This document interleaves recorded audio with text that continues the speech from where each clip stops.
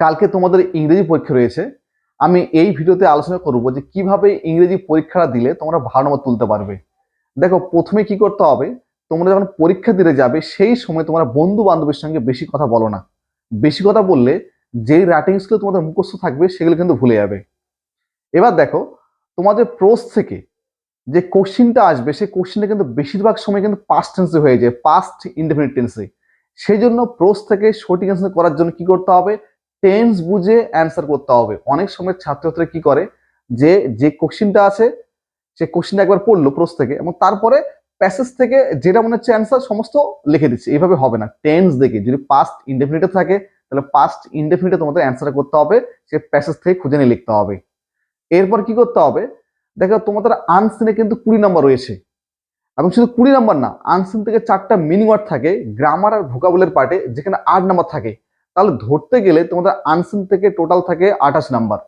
এবার কি করতে হবে, যে আনসিনে অনেক সময় লেগে যায়, এবার সময়টাকে কমানোর জন্য কি করতে হবে, যে আনসিনের সমস্ত কোশ্চেনগুলোকে 2 থেকে 3 বার পড়তে হবে, তারপর তোমরা আনসিন থেকে পড়বে। আর যদি আগে আনসিন পড়ো তারপরে কোশ্চেন পড়বে, এতে অনেক সময় নষ্ট হয়ে যাবে। তা তোমাদের করতে হবে যেটা, যে আনসিনের কোশ্চেনগুলো পড়ে নাও এবং আনসিন থেকে যে 4টা মিনিং ওয়ার্ড গ্রামার ভোকাবুলারি পার্টে আছে সেই 4টা মিনিং ওয়ার্ড পড়ে নাও, তারপর তোমাদের আনসিনটা পড়তে হবে। এতে কি হবে, খুব কম সময় তোমরা কিন্তু অ্যান্সার করতে পারবে। তোমাদের 3টা রাইটিং স্কিল আছে। তা আগে যেটা বললাম, যে রাইটিং স্কিল যেটা মুখস্থ যদি কমন চলে আসে সে কমনটাকে লিখে ফেলো, এবং যেটা কমন তোমাদের আসেনি সেটা কি করতে হবে, নিয়ম বুঝে তোমাদের 13 থেকে 14টা সেন্টেন্স লিখতে হবে। এবং তোমাদের আগে রাইটিং স্কিল পড়তে হবে, বুঝতে হবে কোশ্চিনটাকে বোঝার পর অ্যান্সার করবে। কারণ অনেক সময় কোশ্চিন না বুঝে তোমাদের অ্যান্সার করো, এতে কিন্তু নাম্বার কিন্তু কমে যাবে। তোমাদের এই সিম্পল কয়েকটা রুলস যেটা বললাম, যে প্রোস থেকে অ্যান্সার করার জন্য টেন্সটাকে বুঝবে এবং টেন্স অনুযায়ী অ্যান্সার করবে। আনসিন ঠিক মতো অ্যান্সার করার জন্য আনসিনের আগে কোশ্চেনগুলো পড়বে, তারপরে আনসিনটাকে পড়বে।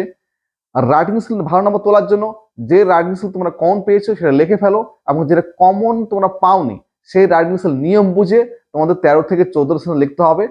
এইভাবে রুলসটাকে তোমরা ফলো করো, আমি আশা করছি তোমরা কিন্তু ইংরেজিতে ভালো নম্বর তুলতে পারবে। তো ভিডিওটা এই পর্যন্ত। ভিডিও দেখার জন্য তোমাদের সবাইকে অনেক অনেক ধন্যবাদ।